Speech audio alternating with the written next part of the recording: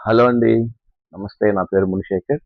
ముందుగా ప్రధాన పత్రికలైనటువంటి ఈనాడు, సాక్షి వాటి యొక్క ముఖ్యమైనటువంటి ఉద్దేశాల గురించి మనం ఒకసారి తెలుసుకుందాం. ఈనాడులోకి వెళ్తే భూమాయ విశాఖ 200,00,00,000 భూమిని కాజేసినటువంటి జగన్ పిఏ అంటే ఒక బ్యానర్ వార్త వేశారు.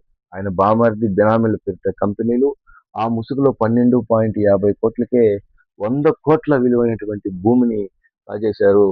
బినామీల పేరిట మరో 100 కోట్ల విలువైనటువంటి 22 ప్లాట్లు సిట్ దర్యాప్తులోకి వెలుగులోకి అంటూ ఒక బ్యానర్ వార్త చూడొచ్చు. అయితే ఇది ఇంతకుముందు 3 రోజులు 4 రోజుల క్రితం వేశారండి. దాని గురించి అది సిట్ నివేదిక ఈరోజు ఇచ్చినట్టుంది. దీని గురించి క్లియర్గా రాశారండి.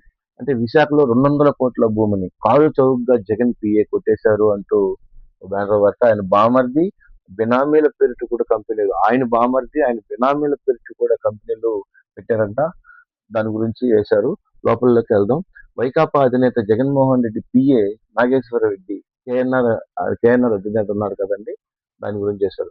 నాగేశ్వర రెడ్డి విశాఖపట్నంలో అత్యంత ఖరీదైనటువంటి ప్రాంతమైన ఒకటి మరదవాడలో 200 కోట్ల విలువైన 2.50 ఎకరాల భూమిని 22 ప్లాంట్లు కారు చౌకగా కొట్టేసినట్లు సిట్ గుర్తించింది. మద్యం కుంభకోణంలో కొల్లగొట్టినటువంటి లంచాల సొమ్ము ముఖ్యమంత్రి పిఏ హోదాలో పోగేసిన అక్రమార్జనలను తన బినామీ పేరిట ఏర్పాటు చేసినటువంటి కంపెనీలకు మళ్లించి వాటిని అతి తక్కువ ధరగా భూముల్ని కొనుగోలు చేయించి తన తన వ్యాపారం చేసుకున్నట్లు తేల్చింది. ఓ ఓ వివాదాన్ని సెటిల్ చేసి ఈ భూముల్ని తక్కువ ధరను లాగేసుకున్నట్లు వెలువైంది. మద్యం కుంభకోణం కేసులో దర్యాప్తు చేసినటువంటి సిట్ అధికారులు ఆ లంచాల సొమ్ముతో కొంత కేఎన్ఆర్ చేరినట్లు ఇప్పటికే గుర్తించారు.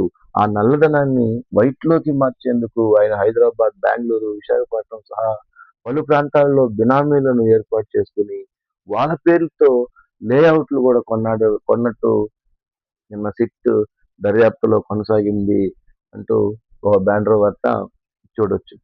మామూలుగా అంటా ఉంటారండి, వైసీపీ ప్రభుత్వంలో కొంతమంది చేసినటువంటి అరాచకాలు కొన్ని 10 సంవత్సరాలు 20 సంవత్సరాలు అయినా లోడుతూ ఉన్నా తలపెడుతూ ఉన్నా వస్తూనే ఉంటాయి అని అని అంటూ ఉంటారు. దానికి నిదర్శనమే ఇది. ఆయన జగన్ పిఏకి కూడా ఆయన పిఏకి పిఏలు, జగన్ గారికి పిఏ అయితే ఆయన పిఏలకు కూడా పిఏలు ఉన్నారంట. దాని గురించి కూలంకుషంగా నిన్న సిట్ దర్యాప్తులో వెలుగులోకి వచ్చింది. అయితే ఇంకొక బ్యానర్ వార్త అండి, 7 రోజుల్లో ధర్మేంద్ర పైన వార్త. మా సోషల్ మీడియా ఖాతాలు తొలగించారు, మమ్మల్ని తొలగించలేదు. సిజేఐ వ్యవస్థాపకుడు అజిత్ దిర్కే స్పష్టీకరణ. జంతర్ మంతర్ వద్ద భారీ ధర్నా, తరలి వచ్చినటువంటి విద్యార్థి యువత అని ఒక బ్యానర్ వార్త చూడొచ్చు. మనం చూసాం కదండి, కాక్రోచ్ జనతా పార్టీ అని అంటే సుప్రీంకోర్టు న్యాయమూర్తి గారు ఒక వ్యాఖ్యలు చేశారు కదా ఈ మధ్య. దానికోసం ఆయన కాక్రోచ్ జనతా పార్టీ అని చెప్పి అప్పు చేశారు. దాని ఖాతాలు కూడా మూసేశారు. దానికి సంబంధించి నిన్న ఈ నీట్ ఎగ్జామ్స్ దగ్గర ఏదో వీటి విషయానికి సంబంధించి నిన్న జంతర్ మంతర్ ఢిల్లీలో ఒక నిరసన కార్యక్రమాన్ని చేశారు. దాని గురించి ఈరోజు ఈనాడు పేపర్లో చాలా క్లియర్గా వేశారు. ఢిల్లీ ప్రవేశ నియామక పరీక్ష అయినటువంటి అవకతవకలు బాధ్యత వహిస్తూ కేంద్ర విద్యా మంత్రి ధర్మేంద్ర ప్రసాద్ రాజీనామా చేయాలని డిమాండ్ చేస్తూ శనివారం ఢిల్లీలో జంతర్ మంతర్ వద్ద కాక్రోచ్ జనతా పార్టీ చేపట్టినటువంటి ధర్నాకు భారీగా యువత తరలివచ్చారు. వందల మంది పోలీసులు మోహరింపు నడుమున ప్రధాని రాజీనామా చేయాల్సిందేనని వారంతా నివాదించారు. అమెరికా నుంచి వచ్చినటువంటి సిజేఐ ఆన్లైన్ ఉద్యమ వ్యవస్థాపకుడు అజిత్ దీప్కే దీనికి నాయకత్వం వహించారు అంటూ ఒక బ్యానర్ వార్త వేశారండి. అయితే ఇది నీట్ గురించి వచ్చినటువంటి ఇదండి ధర్నా. నిన్న నీట్ ఎగ్జామ్ నేను ఇంకా రాయలేను అని ఒక అమ్మాయి లెటర్ రాసి చనిపోయింది, ఆత్మహత్య. నేను మళ్ళీ నీట్ రాయలేనని. నీట్ ఎగ్జామ్ రాయడం అనేది అంత ఆషామాష విషయం కాదండి. వాళ్ళు రేత్రనక పొగులనక కష్టపడి అన్నం లేకపోయినా నీట్ అనేది మనం సాధించాలి. మన తల్లిదండ్రుల డబ్బులు ఉండదు కాబట్టి మనం నీట్ ర్యాంక్ కొట్టి చేయాలని ఎంతో కష్టపడి చదువుతారు. వాళ్ళ కష్టాన్ని వృధా చేసి దాని పేపర్ లీక్ అయిపోయి చేయడం వల్ల ఆ టైంలో ఆ సిచ్యువేషన్లో ఆ అమ్మాయి చాలా బాగా రాశాను, నేను ఇంకా మళ్ళీ మళ్ళీ చదివి రాయలేను అని చెప్పి నిన్న ఒక అమ్మాయి ఆత్మహత్య చేసుకుంది. దాని గురించి నిన్న జంతర్ మంతర్ వద్ద ఒక ధర్నా నిర్వహించినట్టు ఒక వార్త వచ్చి. అయితే ఇంకొక ఇంపార్టెంట్ అయినటువంటి విషయం అండి. చిచ్చరపిడుగు సూర్య అదే మన వైభవ్ చిన్న పిల్లవాడు 10th క్లాస్ పిల్లవాడు అని చెప్పుకుంటా ఉంటారు. ఈ ఐపీఎల్ ఆడిలో ఐపీఎల్ ఇతను కొడతా ఉంటే మనకు గూస్ బంప్స్ వస్తుంటాయి. అతి తక్కువ బంతుల్లో ఎక్కువ స్కోర్ కొట్టే మన వైభవ్ సూర్యవంశీ భారత జట్టులోకి వైభవ్ సచిన్ రికార్డు బద్దలు అంటూ బ్యానర్ వార్త చూశారు. ఇతన్ని భారత జట్టులోకి తీసుకున్నారు. దీని గురించి చేశారు. అనుకున్నట్టే భారత టీ20 జట్టులో కొత్తగా కెప్టెన్ వచ్చాడు. ఐర్లాండ్, ఇంగ్లాండ్ తో టీ20 సిరీస్ కోసం భారత జట్టుని ఎంపిక చేసినటువంటి సెలెక్టర్లు సూర్యకుమార్ యాదవ్ స్థానంలో శ్రేయస్ అయ్యర్ ను కెప్టెన్ గా నియమించారు. తెలుగు కుర్రాడైనటువంటి తిలక్ వర్మ వైస్ కెప్టెన్ గా ఎంపికయ్యారు. ఐపీఎల్ లో పరుగులు వరద సాధించిన 15 ఏళ్ల వైభవ్ సూర్యవంశీ జట్టులో చోటు దక్కించుకుందని విశేషం. టీమిండియాకి ఎంపికైనటువంటి అత్యంత పిన్న వయస్కుడు దిగ్గజ ఆట సచిన్ టెండూల్కర్ పేరిట ఉన్నటువంటి రికార్డును ఇతను బద్దలు కొట్టాడు. సచిన్ టెండూల్కర్ ఆయన అతి తక్కువ వయసులో మన భారత జట్టులోకి రావడం జరిగింది. ఆయన రికార్డును బద్దలు కొట్టినటువంటి వైభవ్ సూర్యవంశీ 15 ఏళ్ల వయసులోనే వచ్చాడు. ఈ అబ్బాయి ఆడుతూ ఉంటే అంత ఆషామాషిగా ఉండదండి. వేసిన ప్రతి బంతి గ్రౌండ్ అవతలే ఉంటది. ఆయన గురించి భారత జట్టులోకి తీసుకోవడం, అది సచిన్ రికార్డును బద్దలు కొట్టడం ఒక విశేషణగా ఈరోజు మనకు బ్యానర్ వార్తలో వేశారు. పోతే రాష్ట్రంలో ప్రవేశించినటువంటి నైరుతి ఋతుపవనాలు 2 రోజుల్లో మరింత విస్తరణ అంటూ మన రాష్ట్రంలోకి నైరుతి ఋతుపవనాలు వచ్చాయంటండి. వర్షాలు కురిసేటువంటి అవకాశం ఉంది. దాని గురించి పేపర్లో వేశారు. నైరుతి ఋతుపవనాలు రాష్ట్రంలో ప్రవేశించాయి. రాయలసీమ జిల్లాలో కొన్ని ప్రాంతాలను తాకినట్లు భారత వాతావరణ శాఖ విభాగం తెలిపింది. రానున్న 2-3 రోజుల్లో అవి మరింత విస్తరించడానికి పరిస్థితులు అనుకూలంగా ఉన్నాయి. ఈ ఏడాది ఋతుపవనాలు సీజన్లోనే సాధారణం కంటే కొంత తక్కువ వర్షపాతం నమోదయ్యేటువంటి అవకాశం ఉందని చెప్పి బ్యానర్ వార్త చూడొచ్చు. పోతే ఇంకోటండి, రాజ్యసభ సీట్లు ఉన్నాయి కదండి, 4కి ఇచ్చారు కదా. జనసేన నుంచి ఒకరికి, టీడీపీ నుంచి ముగ్గురికి ఇచ్చినటువంటి దాంట్లో జనసేన నుంచి అయితే మనకు డిక్లేర్ చేశారు. టీడీపీ నుంచి డిక్లేర్ లో ఈరోజు బీసీల నుంచి విజయ్కి అన్ని బ్యానర్ వార్తలు ఇచ్చి చంద్రబాబుతో చింతకాయల విజయ్, సానా సతీష్, భాష్యం రామకృష్ణ వీళ్ళకి రాజ్యసభ సీట్లు ఇచ్చారండి. దాని గురించి చేశారు. కష్టకాలంలో అండగా ఉన్నందుకు భాష్యం రామకృష్ణకి అవకాశం. ఏడాదిన్నరగా ఎంపీగా ఉండటంతో సానా సతీష్ కొనసాగు. పార్టీ విధేయత, సామాజిక సమీకరణాలతో తెదేపా రాజ్యసభ అభ్యర్థుల ఎంపిక అంటూ బ్యానర్ వార్త మనం చూడొచ్చు. పోతే ఇంకొక మెయిన్ విషయం అండి, ఎంపీ లోకేష్ గారు విదేశాల పర్యటనలో ఉన్నాడు కదా అండి. అక్కడ ఈ బడుల యొక్క వ్యవస్థ అక్కడ ఎలా ఉంది దాని గురించి చర్చించినట్లు ఒక వార్త వచ్చింది. ఆ బడిలో ఉపాధ్యాయులు ఉండరంట, ఉపన్యాసాలు గ్రేడర్లు ఉండవు, తోటి విద్యార్థులే అధ్యాపకులు, ప్రాజెక్ట్ ఆధారిత పాఠాలు, విభిన్నం. రష్యా రాజధాని అయినటువంటి మాస్కోలోని స్కూల్ 21 ప్రత్యేకత తెలుసుకున్నటువంటి మంత్రి నారా లోకేష్ అని ఈ స్కూల్ యొక్క సిస్టమ్స్ అక్కడ రష్యాలో ఏ విధంగా ఉంటాయో దాని గురించి ఆయన అక్కడ అభ్యర్థిస్తున్నాడు, చూస్తున్నాడు. అదేవిధంగా మన ఆంధ్రప్రదేశ్ లో కూడా ఇంప్లిమెంటేషన్ చేయాలని ప్రయత్నం చేస్తున్నాడు. ఆ ప్రయత్నం భాగంగా ఒక బ్యానర్ వచ్చేసారు. ఆ బడిలో ఉపాధ్యాయులు ఉండరంట. దాని గురించి చూద్దాం. విద్యా సంస్థ అనగానే ఉపాధ్యాయులు, పాఠాలు, ఉపన్యాసాలు, గ్రేడ్లు ప్రస్తావన సర్వసాధారణం. రష్యా రాజధాని మాస్కోలో ఉన్నటువంటి ఓ పాఠశాలలో వీటి ప్రస్తావనే ఉండదు. సాంప్రదాయ విద్యా విధానాలకు భిన్నంగా ఇక్కడ వినూత్న విధానాలకు అనుసరించి ఉంటాయి. రష్యాలో పర్యటిస్తున్నటువంటి ఏపీ విద్యా ఐటీ శాఖ మంత్రి నారా లోకేష్ మాస్కోలోని స్నేర్స్ అధ్యయనంలో నిర్వహిస్తున్నటువంటి విభిన్న పాఠశాల స్కూల్ 21ని సందర్శించారు. సాంప్రదాయ విద్యా విధానాన్ని భిన్నంగా అక్కడ అనుసరిస్తున్నటువంటి విధానాలను నిర్వహరాలు విద్యార్థుల ద్వారా తెలుసుకున్నారు అంటూ బ్యానర్ వార్త మనం చూడొచ్చు. సో పోతే ఇంకొక మెయిన్ ఇంపార్టెంట్ వార్త అండి, గ్రీన్ ఎనర్జీ రంగంలో 44 లక్షల ఉద్యోగాలంట. దాని గురించి ఏ విధమైనటువంటి అవకాశాలు ఉంటాయి, యువతకి ఏ విధంగా ఉంటాయి, మహిళలకు ఏ విధంగా ఉంటాయి, అసలు ఈ ఉద్యోగాలు ఎలా ఉంటాయి, ఇన్ని ఉద్యోగాలు ఏ విధంగా వస్తాయి అంటూ బ్యానర్ వార్త వేశారండి. గ్రీన్ ఎనర్జీ రంగంలో 44 లక్షల ఉద్యోగాలు. పులుగుల ప్రపంచంలో అనిశ్చితి కొట్టుమిట్టాడుతున్నటువంటి వేళ ఓ ఆశారేఖ గ్రీన్ ఎనర్జీ రూపంలో రూపొందిస్తోంది.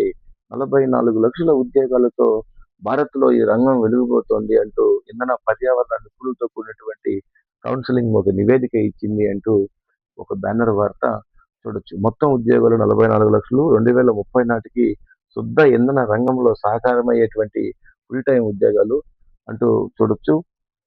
దానికోసం భారత్ చాలా ముందంజలో ఉందంట. ప్రపంచంలో మూడో స్థానంలో ఉందంట అని ఇచ్చారు. ఇప్పటికే పురోగతి మించిపోయింది. 6.5 లక్షలకు గత 3 ఏళ్లలో ఈ రంగంలో కొత్తగా వచ్చినటువంటి ఉద్యోగాలు 6.5 లక్షలు. రూఫ్ టాప్ సోలార్లతో అత్యధికం 43% వచ్చింది అని చెప్పి ఇచ్చారు. ఇన్ని ఉద్యోగాలు ఎలా వస్తాయి? 2030 నాటికి పెద్ద లక్ష్యం. భారీ భారీగా ప్రాజెక్టులు, భారీ మానవ వనరుల అవసరాలు అని చెప్పి ఇచ్చారు. ఎలాంటి ఉద్యోగాలు ఉంటాయంటే సౌర ఫలకాలు పైన ఏర్పాటు చేసేదానికి వాళ్ళకి ఉద్యోగాలు, నిర్వహణ, మరమ్మతులు ఒకవేళ అది పోయినా మళ్ళీ ఏ విధంగా తయారు చేయాలి, ఎలక్ట్రానిక్ టెక్నీషియన్స్, సైట్ సూపర్వైజర్లు, గిడ్డంగులు, రవాణాలు, మార్కెటింగ్ విక్రయాలు, ఎలక్ట్రానిక్ అడ్మినిస్ట్రేషన్స్, ప్రాజెక్ట్ మేనేజ్మెంట్, రైతుల పౌర సరఫరా, గ్రామీణ ప్రాజెక్టులు ఏ విధంగా వస్తాయి? మహిళలకు ఏ విధంగా దీంట్లో అవకాశం ఉంటుంది? ప్రస్తుతం మహిళా భాగస్వామ్యం తక్కువగా ఉంది. రూఫ్ టాప్ సోలార్ యూనిట్ల ద్వారా 15% సవరిస్తారంట. మూడేళ్లు సారీ మాడ్యూళ్ల తయారీలో 13%, ఫ్లోరింగ్ సోలార్కు 12% మేర మహిళలకు భాగస్వామ్యం కల్పిస్తారంట. మానవ వనరుల అకౌంటింగ్, సాంకేతికత రంగాల్లో మహిళలను ప్రోత్సహించేటువంటి అవకాశం ఉంది అంటూ ఈ గ్రీన్ ఎనర్జీ ప్రాజెక్ట్ లో ఏ విధంగా ఉంది, మన భారత్ ఏ స్థానంలో ఉందో క్లియర్ కట్ గా ఇచ్చారంటండి. సెకండ్ పేజీకి ఒకసారి వెళ్దాం. సెకండ్ పేజీలో సేమ్ ఇదేనండి. బీసీలకి చింతకాయల విజయ్కి రాజ్యసభ సీట్ ఇచ్చారు కదా, వాళ్ళ యొక్క డీటెయిల్స్ ఇచ్చారు. దాని గురించి భాష్యం రామకృష్ణ గారు, భాష్యం స్కూల్ అధినేత రామకృష్ణ గారు, చింతకాయల విజయ్ గారు, సానా సతీష్ బాబు వాళ్ళ యొక్క డేట్ ఆఫ్ బర్త్లు, వాళ్ళ యొక్క పుట్టుక పూర్వతులు, వాళ్ళ చదువుల గురించి క్లియర్ గా ఇక్కడ ఇచ్చారు. అదేవిధంగా ఇక్కడ మంత్రి నారా లోకేష్ గారు, లావు శ్రీకృష్ణదేవరాయలు గారు నిన్న రష్యా పర్యటన గురించి స్పేస్ సిటీలో మంత్రి నారా లోకేష్ అని చెప్పి దాని గురించి కంటిన్యూషన్ వార్త ఇచ్చారు. ఇంకొకటి గోగర్భ నుంచి తిరుమలకు అదనపు జలాలు అంటూ ఒక బ్యానర్ చూడొచ్చు. తిరుమలలో తలపెట్టినటువంటి పలు అభివృద్ధి పనులకు వేగంగా పూర్తి చేయడంపై తిరుమల తిరుపతి దేవస్థానం ప్రత్యేకంగా దృష్టి సారించింది. బోర్డు తీర్మానాల అమలుకు చర్యలు తీసుకుంటోంది. తిరుమల అవసరాలకు భూగర్భ జలాల నుంచి అదనంగా నీటిని తీసుకుంటుంది. తిరుమల రోజువారీ అవసరాలకు ప్రస్తుతం 50 లక్షల గ్యాలన్ల వరకు నీటిని వినియోగిస్తున్నారు. ఇందులో స్థానికంగా ఉన్నటువంటి గోగర్భ పాప వినాశనం, ఆకాశి గంగ, కుమాధారత, పసుపుధారత వంటి 25 లక్షల గ్యాలన్ల నీటిని సేకరిస్తున్నారు అంటూ బ్యానర్ చూడొచ్చు. ఇది చూడొచ్చు. అది ఆ బడిలోని ఉపాధ్యాయులు ఉండరు అని చెప్పి ఫస్ట్ పేపర్ కంటిన్యూషన్ ఇక్కడ ఇచ్చారు. రాష్ట్రంలో ప్రవేశించినటువంటి ఋతుపవనాలు ఇవి మనం చెప్పుకున్నాం. దాని గురించి ఇక్కడ ఇచ్చారండి. ఇది 7 రోజుల్లో ధర్మేంద్ర దిగాల్సిందే అంటూ విద్యాశాఖ మంత్రి దాని గురించి కాక్రోచ్ పార్టీ వాళ్ళు ధర్నా గురించి ఇక్కడ ఇచ్చారు. పాదచారుల వంతెనపై అమర్చినటువంటి సౌర పలకలు వంతెనలో వెలగాల్సిందే అంటూ ఇక్కడ బ్యానర్ వార్త చూడొచ్చు. అయితే 3వ పేజీలోకి ఒకసారి వెళ్దామండి.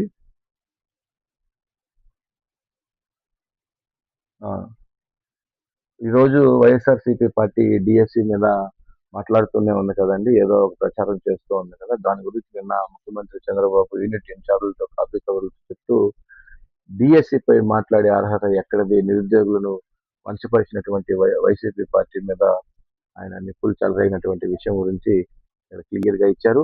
మెగా డిఎస్సిపై గొడ్డలపారికి తప్పుడు ప్రచారాన్ని తిప్పుకొట్టం. సారీ యూనిట్ ఇన్ఛార్జీలతో కాపీ కవర్లతో పాల్గొన్నటువంటి అధినేత రోండా బర్డ్ రాసినటువంటి ది సీక్రెట్ పుస్తకాన్ని ప్రతి కార్యకర్త చదవాలని సూచించేసినటువంటి దాని గురించి ఇక్కడ వేశారు. ఏటా జాబ్ క్యాలెండర్ ఇస్తామని నిరుద్యోగ యువతను వంచబడినటువంటి గొడ్డలి పార్టీ నాయకుడు డిఎస్సి గురించి మాట్లాడే అర్హత లేదని ముఖ్యమంత్రి చంద్రబాబు నాయుడు మండిపడ్డాడు. మీ ప్రభుత్వంలో ఒక్క రూపాయి అయినా, ఒక్క ఉద్యోగం అయినా, ఉపాధ్యాయ పోస్టునైనా భర్తీ చేశారా అని వైకాపా అధినేత జగన్ ను నిలదీశారు.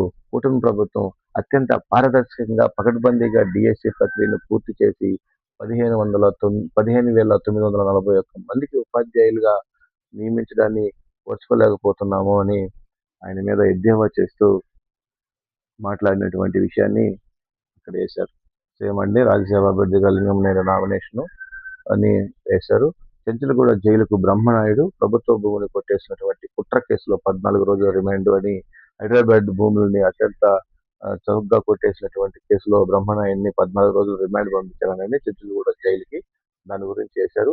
హైదరాబాద్ శివారులో గండిపేటలో 1000 కోట్ల విలువైన సర్కారు భూమిని నకిలీ జీవులతో కొట్టేసేందుకు ప్రయత్నించిన కేసులో ఏపీలోని వినుకొండ వైకాపా మాజీ ఎమ్మెల్యే వెల్లా బ్రహ్మనాయుడు సైబరాబాద్ పోలీసులు చెంచులగూడకు తరలించారు. అంతకు ముందు ఉప్పర్ పల్లిలోని న్యాయస్థానంలోని ఆయన్ను హాజరుపరచగా ఈ నెల 19 వరకు జ్యుడిషియల్ రిమాండ్ విధిస్తున్నట్లు న్యాయమూర్తి ఆదేశించారు అంటూ ఒక బ్యానర్ వద్ద మనం చూడొచ్చు. సో ఇదండి, ఒకసారి మనం సాక్షికి వెళ్దాం. సాక్షిలో ఈరోజు కొంచెం కూలంకుషంగా వివరించుకుందాం. పోతే సాక్షిలోకి వెళ్తే అండి, డిఎస్సితో డీలా, కోఎంపెక్ట్ గోలా, యూటర్న్ డే శరణ్యం, వెనక్కు తగ్గిన సర్కార్, ఆఫ్లైన్లోనే పొలిటికల్ మూల్యాంకన అంటూ ఒక బ్యానర్ వార్త ఈ డిఎస్సి గురించి మళ్ళీ రాశారు. విద్యా వ్యవస్థను కుదిపేస్తున్నటువంటి అక్రమాల రాకెట్, అటు నీట్ పరీక్షలు లీక్, ఇటు డిఎస్సీలతో అవకతవకలు అని చెప్పి ఢిల్లీలో జంతర్ మంతర్ కాక్రోచ్ పార్టీ చేసేటువంటి దాన్ని దీనికి డిఎస్సికి తీసుకొచ్చి ముడిపెట్టి రాసినటువంటి వార్త అండి. విద్యా వ్యవస్థను కుదిపేస్తున్న అక్రమాల రాకెట్, అటు నీట్ పరీక్ష పత్రాలు లీక్, ఇటు డిఎస్సీలో అవకతవకలు అంటూ చేశారు. కోఎంఫాక్ట్ నిర్వహణలో తప్పతడుకుగా సిబిఎస్ఈ మూల్యాంకన, ఇలాంటి సంస్థకు ఆన్లైన్లో పొలిటికల్ మూల్యాంకన కాంట్రాక్ట్ని కట్టబెట్టినటువంటి చంద్రబాబు సర్కార్, విద్యార్థుల భవిష్యత్తు ప్రయోజనాలు ఎలా అంటూ ప్రభుత్వ నిర్ణయాలపై తీవ్ర విమర్శలు, విద్యార్థులకు జరుగుతున్నటువంటి నష్టంపై ఆధారాలతో సహా బయటపెడుతున్నటువంటి సాక్షి అంటూ వీళ్ళ స్టైల్లో దాన్ని తీసుకొచ్చి ఇక్కడ ముడిపెట్టి రాశారండి. చూద్దాం. పదే పదే మెగా అబద్ధం, డిఎస్సి 2025లో దగా పడ్డ అభ్యర్థులపై సర్కార్ దుష్ప్రచారం, 1:1 నిష్పక్షితో వక్ర భాష్యం, ఒక పోస్టుకు ఒకరినే పిలిచారంటే ఎంపికైనట్టే కదా, అభ్యర్థుల ప్రశ్నలకు సమాధానం కరువు, కాల్ లెటర్ పంపారంటే జాబు వచ్చినట్టే కదా, పేపర్ లీకేజీ పైన సమాధానం చెప్పినటువంటి ప్రభుత్వం అంటూ బ్యానర్ వార్త వీళ్ళ స్టైల్లో ఈ డిఎస్సి గురించి రాశారు. పోతే కదం తొక్కిన కాక్రోచ్, మనం ఈనాడులో చెప్పుకున్నాం. కదం తొక్కిన కాక్రోచ్, విద్యా వ్యవస్థని పూర్తి స్థాయిలో ప్రక్షాళన చేయాలి, ధర్మేంద్ర ప్రధాన్ వారంలోగా రాజీనామా చేయాలని సిజేపీ నిన్న చేసినటువంటి ఆ ధర్నా గురించి సాక్షిలో కూడా రాశారు. పోతే ఇక్కడ చూడండి, మాజీ సిఐ చిన్నమామయ్యను అరెస్ట్ అంట. అత్యాచారం కేసులో నిందితుడైన మాజీ సిఐ చిన్న మల్లయ్యను పోలీసులు అరెస్ట్ చేశారు. శనివారం అతడిని Chilakaluripet principal junior civil judge కోర్టులో హాజరుపరచగా న్యాయమూర్తి 14 రోజులు రిమాండ్ విధించారండి. బాలికపై లైంగిక దాడి, ఓ కామాంధుడు బాలికపై లైంగిక దాడి చేసినటువంటి ఘటన కడప నగరంలో వెలుగులోకి చూసింది. కడప మున్సిపల్ కార్పొరేషన్ శానిటైజర్ విభాగంలో మేస్త్రిగా పనిచేస్తున్నటువంటి శ్రీహర్ష పై పోలీసులు పోక్సో కేసు నమోదు చేశారంట అండి. దాని గురించి ఇక్కడ బ్యానర్ వార్తలో చూడొచ్చు. ఏరియా కోసం రోడ్డెక్కినటువంటి రైతులు అండ్ బ్యానర్ వార్త చూడొచ్చు. పోతే రాష్ట్రంలో 20 విమానాశ్రయాలు, రాష్ట్రంలో మరో 20 విమానాశ్రయాలు అంటండి. రాష్ట్రంలో మరో 20 విమానాశ్రయాలకు అందుబాటులోకి తీసుకొని రావాలన్నటువంటి లక్ష్యంతో ఏపీ ఏవియేషన్ పాలసీ 2026ని రాష్ట్ర ప్రభుత్వం విడుదల చేసింది. 10 చోట్ల గ్రీన్ఫీల్డ్, మరి 10 చోట్ల నీటి మీద ఎగిరే విమానాల కోసం వాటర్ డ్రోమ్లను ఏర్పాటు చేయాలని లక్ష్యంగా నిర్దేశం చేసుకుంది అంటని ఒక బ్యానర్ వార్త చేశారు. ఇంకొక మెయిన్ అయినటువంటి విషయం అండి, గ్యాస్ ధర 29 రూపాయలు పెరిగింది. దాని గురించి చేశారు. మరోసారి గ్యాస్ మంట, గృహ వినియోగ సిలిండర్లపై 29 రూపాయలు పెంపు అంటూ చూశారు. పోతే గృహ వినియోగాలకు గ్యాస్ ధర నుంచి మళ్ళీ పెరిగింది. 14.2 కిలోల సిలిండర్ పై ప్రభుత్వం 29 రూపాయలు పెంచేందుకు పెరిగిన ధరల ఆదివారం నుంచి అమలులోకి రావడం. ఆదివారం ఏమో సార్, శనివారం నుంచి వచ్చేస్తాయి, ఏం కంగారు పడవల్ల రానుంది అని చెప్పి ఓ బ్యానర్ వార్త చూడొచ్చు. పోతే ఆక్వా వెలవెల, చంద్రబాబు పాలనలో తీవ్ర సంక్షోభం, ఫీడ్ ధరల పెరుగుదలతో సతమతం అంటూ దాన్ని చూడొచ్చు. సాగు భారంతో ఆక్వాపై రైతులు విముఖత. గత 2 ఏళ్లలో 50% తగ్గినటువంటి సాగు విస్తీర్ణ. వచ్చే సీజన్లో సాగు విరామం యోచనతో రైతులను ఆదుకునేందుకు ముందుకు రాని సర్కార్. ఫీడ్ ఫ్యాక్టరీలో ప్రభుత్వం పెద్దలకు వాటాలు, అందుకే ధరలు పెంచామన్న సర్కార్ మౌనం అంటూ వీళ్ళ స్టైల్లో ఓ బ్యానర్ వార్త రాశారండి. సో పోతే ఈ ఉద్యోగం చేయలేను, తను చాలిస్తున్నా అంటూ ఒక విఆర్ఓ మాట్లాడిన దాని గురించి చూద్దాం. పని ఒత్తిడితో కర్నూలు సచివాలయ విఆర్ఓ ఆత్మహత్య. ఆరోగ్యం బాగాలేదు, బిఎల్ఓ నిధుల నుంచి తప్పించుకోవాలనే కోర. నా బాధ అధికారులు పట్టించుకోలేదు. కర్నూలు అర్బన్ తహసీల్దార్, ఎలక్ట్రిసిటీ డిప్యూటీ నా చావుకు కారణం. సూసైడ్ నోట్లో విఆర్ఓ ఆవేదన అంటూ ఇన్ని టార్గెట్ చేసినట్టున్నారు. దాని గురించి ఆయన సూసైడ్ లెటర్ రాసి మరి చనిపోయారంట అండి. దాని గురించి చూడొచ్చు. ఋతుపవనాలు వచ్చేసాయి, మనకు దాని గురించి చేశారు. ఓట్లు చోరీ, అడ్డదారుల ఎన్నిక. దేశంలో ఏ రాష్ట్రంలో ఎన్నికలు సక్రమంగా జరగడం లేదు. సర్ ప్రక్రియ అపహాస్యం అవుతుంది. ఇప్పటికే 6.50 కోట్ల మంది ఓట్లు తొలగించారు. కోట్లాది మంది అభ్యర్థులు ఓట్ల హక్కును కోల్పోయే ప్రమాదం ఉంది. కేంద్రం చేతిలో కీలుబొమ్మల భారత ఎన్నికల సంఘం. రాజకీయ ఆర్థిక విశ్లేషకుడు ప్రభాకర్ ఆందోళన అంటూ ఆయన మాట్లాడిన దాని గురించి చేశారు. పొడి చేసే గన్ అంట. మూత్రపిండాల్లో రాళ్లు వచ్చినప్పుడు కలిగే బాధ తీవ్రత చాలా ఎక్కువగా ఉంటుంది. ఇటీవల ఈ రాళ్లు తొలగింపుకు చాలా సులభతరం అయ్యాయి. కొన్ని ఆధునికత వైద్య ప్రక్రియలతో చేశారంటండి. ఏదో కొత్త ఇంజెక్షన్ వచ్చిందంట. దాని గురించి ఈరోజు సాక్షిలో ఒక స్పెషల్ ఆర్టికల్ రాశారు. సో ఇదండి. కంటెంట్ నచ్చితే లైక్ చేయండి, సబ్స్క్రైబ్ చేయండి. Thank you.